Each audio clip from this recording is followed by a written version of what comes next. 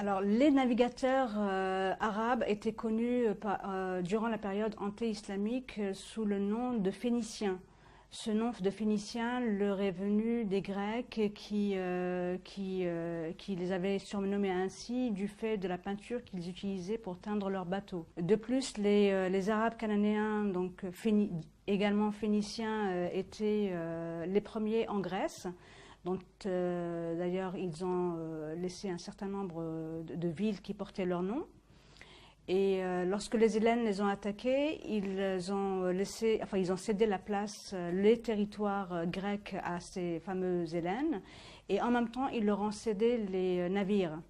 Donc, lorsqu'on parle de navires grecs, en réalité, on parle de navires arabes cananéens.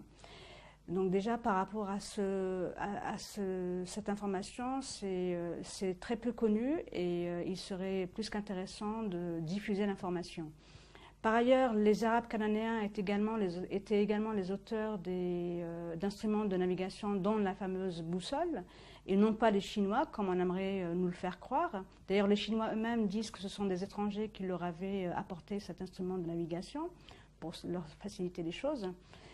Et l'information est par ailleurs demeurée inconnue du fait de tout ce que ça pouvait apporter au niveau commercial pour les Arabes.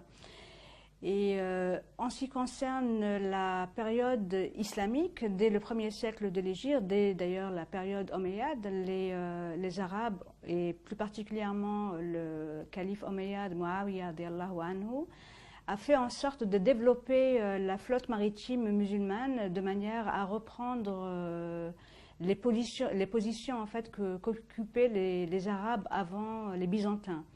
Donc non seulement ils ont repris la mer Méditerranée aux Byzantins et qui appelait cette mer Mare Nostrum, mais de plus, ils ont également été bien au-delà de ce qu'on pouvait imaginer, c'est-à-dire bien au-delà de la Méditerranée. Et en ce qui concerne également leurs connaissances, ce sont les Arabes qui ont inventé la fameuse voile latine, qui a permis aux Portugais de naviguer par la suite sans que leur bateau coule dans l'océan Indien. Parce qu'il faut savoir que Vasco de Gama et les Portugais avec lui étaient incapables de naviguer dans l'océan Indien.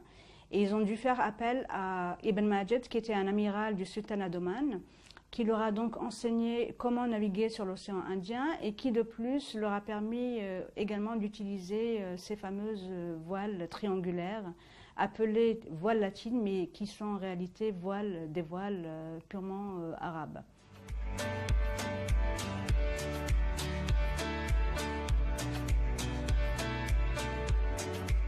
Donc les arabo-musulmans étaient présents sur le continent américain dès le 1er siècle de l'Hégire. Cela a été attesté par les découvertes archéologiques qui ont été faites par exemple en Californie et au Nevada. En Californie, le nom de Isa ibn Maryam y a été retrouvé écrit en lettres koufiques, c'est-à-dire originaire de Koufa en Irak, une ville qui a été fondée au 1er siècle de l'Hégire par Omar ibn Khattab radiyallahu anhu.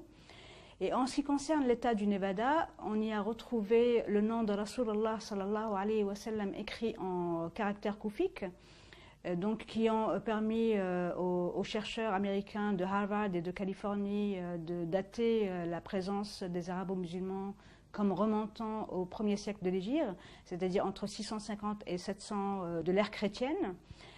Par ailleurs, un certain nombre également de navires, d'épaves de navires ont été retrouvés au large du Honduras et du Venezuela. Dans ces navires, il y avait des pièces de monnaie qui dataient de plusieurs siècles avant Christophe Colomb.